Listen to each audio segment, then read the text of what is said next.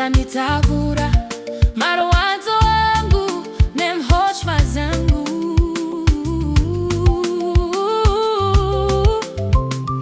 ma kashunguruzwa muchichema nekunyemwerera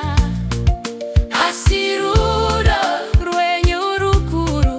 haruna magumo ropa renyu rinoyerera rinoponesa mweya wangu Jesu muri mufuzi wangu muri ruponeso ndinokutendai nerudo rwenyu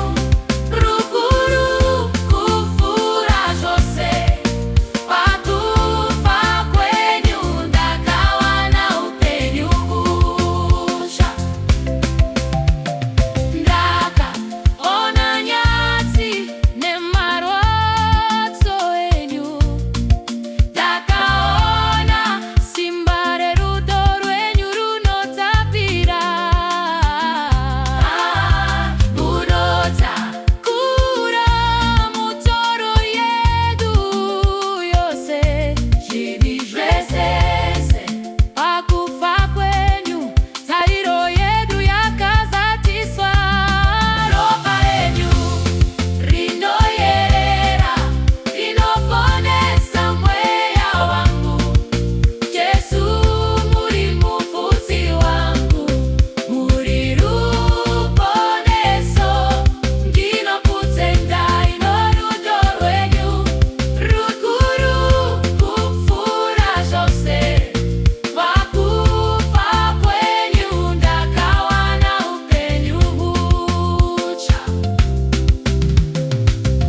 kana ndichishaya simba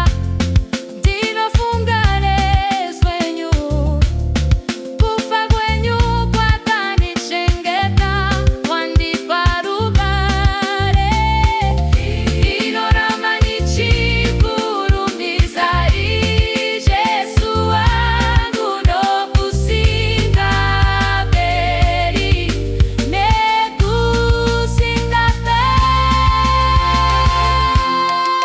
inoyerera inoponesa mweya wangu Jesu